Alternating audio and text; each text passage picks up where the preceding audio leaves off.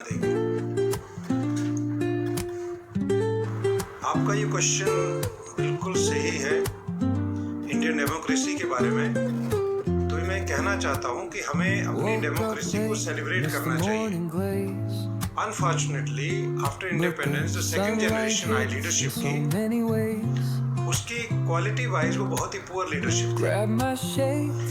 वो self centred थे, corrupt थे, और मोस्टली जो लीडरशिप उभरी वो कास्ट बेस्ड लीडरशिप उभरी इंडिया में, या फिर उसमें रिलीजन बेस्ड लीडरशिप थी, जिनका डेमोक्रेसी की बजाय मोबोक्रेसी में, भीड़ तंत्र में ज्यादा विश्वास था। आप देखेंगे कि इंडिया जबकि इतना बड़ा कंट्री है और largest democracy of the world है, लेकिन आज ये लार्जेस्ट डेमोक्रेसी आप देखेंगे तो ये वर्टिकली बहुत ही शैलो है, कमजोर है, लेकिन हॉरिजॉन्टली आप पाएंगे कि बहुत बड़ी डेमोक्रेसी है। तो हमें डेमोक्रेटिक जो नॉर्म्स है, जब तक हम लोग उनकी रिस्पेक्ट नहीं करेंगे तब तक हम इसे सेलिब्रेट नहीं कर पाएंगे। आप एक एग्जांपल लीजिए, क्योंकि हम डेमोक्रेसी के बारे में जानना चाहते हैं, तो आप देखिए कि इतने बड़े इलेक्शन की एक्सरसाइज कौन करवाता है। This exercise is being done by the election commission of India, और इलेक्शन कमीशन ऑफ इंडिया के पास 140 करोड़ देशवासियों के लिए इलेक्शन कंडक्ट कराना, पार्लियामेंट्री इलेक्शन कराना है, टाइम टू टाइम विधानसभा की इलेक्शन कंडक्ट कराना एक छोटी बात नहीं है। अगर हम मान के चलें कि लगभग 100 करोड़ हमारे वोटर हैं, तो 100 करोड़ वोटर्स के लिए अरेंजमेंट किया जाता है, हर तरह का अरेंजमेंट किया जाता है। उसमें जो ऐसे लोग हैं जो आ नहीं सकते, उनके लिए अलग से व्यवस्था की जाती है। सरकारी एम्प्लॉइज जो ड्यूटी पे हैं उनके लिए अलग से व्यवस्था की जाती है। पानी की व्यवस्था की जाती है सेंटर्स के ऊपर, बहुत ही मॉडल सेंटर्स जो है वो बनाए जाने लगे हैं। तो हमें ये सेलिब्रेट करना चाहिए। होता क्या है कि इसका उल्टा अब शुरू हो गया। पहले तो ये था कि बूथ चोरी होते थे, बड़े लार्ज स्केल के ऊपर रिगिंग होती थी, गोलियां चलती थी, और कई दर्जनों लोग जो है वो मारे जाते थे। खासकर जो यूपी, बिहार, मध्य प्रदेश, उड़ीसा, वेस्ट बंगाल, ये सारे स्टेट ऐसे थे जिसमें लार्ज स्केल पे वायलेंस होती थी। अब ये ईवीएम आने के बाद वो जो है रिगिंग खत्म हो गई और इसके ऊपर बड़े अच्छे रिजल्ट आने लगे। सारी पार्टियां अलग अलग टाइम पे इलेक्शन जीत रही हैं, लेकिन अब एक नई चीज डेवलप हो गई है कि हम क्योंकि हार रहे हैं तो आओ हम किसी चीज को ब्लेम करें, रादर कि हम अपनी फंक्शनिंग इम्प्रूव करें, रादर कि हम अपना कार्डर जो है उसको इम्प्रूव करें, अपने ग्रास रूट्स तक जो है उसमें जाएं और लोगों से कम्युनिकेशन बढ़ाएं। अब पॉलिटिकल पार्टीज ने एक नया तरीका डेवलप कर लिया कि इलेक्शन कमीशन को ही ब्लेम करो, ईवीएम को ब्लेम करो, और यहाँ तक अब हो गया कि वोट चोरी वाला जो बात उठने लगी है, जिसके कॉन्टेक्स्ट में आपने पूछा है। तो अब सोचिए कि ये कैसे पता है कि मैं अपना वोट किसको कास्ट करूँगा। हो सकता है कि बाहर मैं किसी का समर्थन कर रहा हूँ, मेरे पास 10 पार्टियों के लोग आए, मैं 10 पार्टियों के बाद उनको कहा ये बिल्कुल आपको समर्थन देंगे, लेकिन वहाँ मैं किसको वोट कास्ट करूँगा ये तो किसी को पता नहीं। तो फिर मेरा वोट कैसे चोरी हो सकता है। इंटेंसिव रिवीजन जो है वो हमारी वोटिंग लिस्ट का होना ही चाहिए। इससे ये है कि जो लोग अब नहीं हैं, जिनकी मृत्यु हो गई है, उनका नाम हटाया जाए। जो नए ऐड होने वाले वो टाइम टू टाइम ऐड होते हैं, चाहे वो फिर पंचायत इलेक्शन हो, विधानसभा इलेक्शन हो, कारपोरेशन के इलेक्शन हो, या फिर पार्लियामेंट्री इलेक्शन हो। तो जब इतनी बड़ी एक्सरसाइज चलाई जा रही होती है जिसमें नाम ऐड किए जाते हैं, तो ये भी एक्सरसाइज जरूरी है कि उसमें हज़ारों नाम जिन लोगों की, जिन वोटर्स की डेथ हो चुकी है, उनको हटाया भी जाए, और इसको बिल्कुल इस तरह से बनाया जाए कि जितने भी वोटर्स हैं वो सचमुच इंडियन सिटीजन ही होने चाहिए। ये किसी पार्टी विशेष से जुड़ा हुआ बात नहीं है। इसमें सभी पार्टीज को एक कॉमन ओपिनियन रखना चाहिए कि यस, आओ इसमें हम इलेक्शन कमीशन को हेल्प करें, आओ कि वो जो ऐसे वोटर्स हैं जिनका नाम है और नहीं होना चाहिए उनको हटाएं, आओ कि जो इंडियन सिटीजन्स हैं उनको राइट टू वोट जो है वो मिले, ताकि वो लोग इस इतनी बड़ी एक्सरसाइज में भागीदार बन सकें। लेकिन अभी क्या स्टेटस चला हुआ है, अभी पोजीशन ये है कि हमने इलेक्शन कमीशन को ही कटघरे में खड़ा कर दिया है। और यही नहीं, कॉन्स्टिट्यूशन ने जितने भी कॉन्स्टिट्यूशनल बॉडीज़ हैं जो क्रिएट की हुई हैं, पिछले कुछ सालों से ये प्रथा हो गई कि हम उन्हीं को ब्लेम करने लग गए। हम प्रेसिडेंट के बारे में कुछ भी लैंग्वेज यूज़ कर लेते हैं, हम प्राइम मिनिस्टर के बारे में, हम अदर मिनिस्टर्स के बारे में, मेंबर ऑफ पार्लियामेंट के बारे में, गवर्नर्स के बारे में, चीफ मिनिस्टर्स के बारे में कुछ भी बोलना शुरू कर देते हैं। देखिए, आई मे एग्री और डिसएग्री, लेकिन इसका मतलब ये नहीं है कि मैं उनको गाली दूंगा।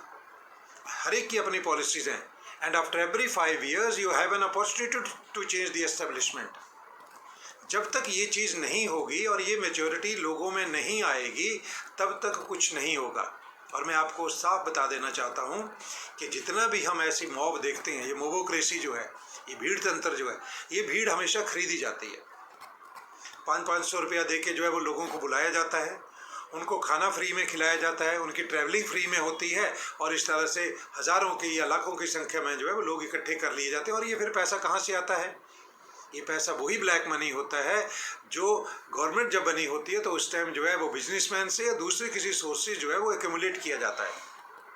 तो if you really want to strengthen the Indian democracy, तो आपको इन डेमोक्रेटिक नॉर्म्स को भी फॉलो करना पड़ेगा, और ये देखना पड़ेगा कि हम जो लीडर्स हैं, leaders of all political parties, national political parties, regional political parties, जितने भी लोग हैं, and including the intellectuals, media जो है, उसको भी रोल प्ले करना पड़ेगा बायस्ड हुए बिना, कि हम अपनी डेमोक्रेसी को स्ट्रॉन्ग करेंगे। अभी बहुत सारे लोग, कुछ एक वर्ग जो है मीडिया का भी कहता है सब इंडिया में तो डेमोक्रेसी है ही नहीं, और इसके बावजूद सुबह शाम जो है वो गवर्नमेंट को, including the prime minister of India, उनको गालियाँ दे रहे होते हैं। अगर डेमोक्रेसी नहीं है तो फिर ऐसा कैसे पॉसिबल हो गया? डेमोक्रेसी नहीं थी when there was emergency in India, कि जो भी सरकार के विरुद्ध बोलता था उसको उठा के जेल में डाल दिया जाता था। अब ऐसा नहीं है।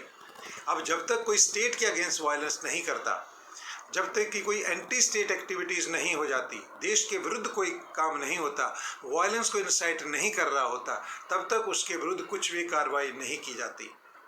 अब रिसेंटली अगर आप देखें सोनम वांगचुक का, तो आप ये देखेंगे कि वो जितने मर्जी गांधीवादी बने, लेकिन उनके बुलाने पे लोग इकट्ठा हुए और वायलेंस हुई, और इतनी ज़्यादा वायलेंस हुई कि कुछ लोग मारे भी गए, बहुत सारे लोग इंजर्ड हुए। और अगर शूट एट साइट नहीं होता तो हो सकता पूरा लद्दाख जो है, लेह जो है, वो उसको जला दिया जाता। यही हालत यूपी में हुई कि आई लव मोहम्मद के नाम पे, आई लव मोहम्मद के नाम पे आपको निकलना अच्छा है, आप परमिशन लीजिए गवर्नमेंट से, आप लॉ एनफोर्सिंग एजेंसी से परमिशन लीजिए, it is a democratic country. लेकिन जब आपको ये परमिशन नहीं है, या जहाँ तक आपको परमिशन है, आप वहीं तक अपने आप को जो है वो सीमित रखिए। अभी क्या हुआ वहाँ पे कि उन्होंने, जब उनको कहा कि यहाँ से आगे आप नहीं जा सकते, तो उन्होंने पथराव पुलिस के ऊपर शुरू कर दिया। This is not democracy, this is mobocracy. या हम ये शो करना चाहते हैं कि देखिए हमारे में कितनी स्ट्रेंथ है और हम कैसे जो हैं वो स्टेट गवर्नमेंट को हिला सकते हैं। This should not be the target of Indian citizens. If you really want to celebrate Indian democracy, if you really want to show it to the world that we are the largest democracy of the world, तो आपको इकट्ठा होके जो democratic norms हैं उनको जो है वो लोगों तक पहुंचाना होगा। किसी भी तरह की वायलेंस जो है वो डेमोक्रेसी में तो परमिसिबल नहीं है। ये सारी वायलेंस जो है वो उन कंट्रीज़ में होती हैं जो या तो थियोक्रेटिक स्टेट होते हैं, डिक्टेटरशिप होती है, वहाँ पे जो है इस तरह की वायलेंस होती है। तो मेरा अपना ये मानना है कि हमें इन चीज़ों का पूरा ध्यान रखना चाहिए। और constitution is not a copy, it is the Gita. ये हमारे पास वो पायस ग्रंथ है जिसको सिर्फ हाथ में पकड़ने से काम नहीं चलता। इसमें जो चीज़ें बताई गई हैं उनको हमें प्रॉपर इम्प्लीमेंट भी करना पड़ेगा, उनके बारे में हमें लोगों को बताना भी पड़ेगा, और उसमें जो वर्णित चीज़ें हैं उनको हमें अच्छी तरह से अडॉप्ट भी करना है। अडॉप्ट और इनेक्ट तो कॉन्स्टिट्यूशन तभी होगा जब करंट में जो लोग हैं, एस्टेब्लिशमेंट में जो लोग हैं, अपोजिशन में जो लोग हैं, वो सारे इकट्ठे जो हैं इसके बारे में सोचें, और इसी बारे में सोच के फिर वो इस संविधान की जो है रक्षा भी करें। क्योंकि संविधान को कोई खतरा नहीं है, इंडियन डेमोक्रेसी को कोई खतरा नहीं है। और जब भी वायलेंस होती है तो वायलेंस में जो लोग मारे जाते हैं तो पीस को खतरा होता है। There is always danger to the peace. और कोई भी कंट्री तभी अच्छी प्रोग्रेस करता है जब वहाँ पे पीस होती है। प्रॉस्पेरिटी तभी आती है जब गवर्नमेंट जो है कंटिन्यूसली फंक्शन करे। जैसा आपने देखा था, एक पीरियड बीच में आया था, एक फेज था फ्रॉम 1989 टू 1996, इवन इंक्लूडिंग 1998, जब भारत में कोई स्थायी सरकार नहीं बन पा रही थी, वायलेंस हो रही थी और लूट चली हुई थी, इंडियन इकोनॉमी बिल्कुल धरातल पे चली गई थी। लेकिन अब when we have the strong government at the center from 1998 itself, चाहे वो वाजपेयी जी की गवर्नमेंट हो, डॉक्टर मनमोहन सिंह की गवर्नमेंट हो, और अभी जो है पीछे जो है वो श्री नरेंद्र मोदी जी की गवर्नमेंट हो, इनसे स्थायित्व भी आया, प्रॉस्पेरिटी भी आई, और इंडिया की जो वैल्यू है वो इंटरनेशनल लेवल पे कई गुना ज़्यादा हो गई। तो डेमोक्रेसी का जो पूरा फ़ायदा है लोगों को तभी मिलता है जब स्थायित्व हो और प्रॉस्पेरिटी आए। सो आई होप कि लोग इन चीज़ों की तरफ ध्यान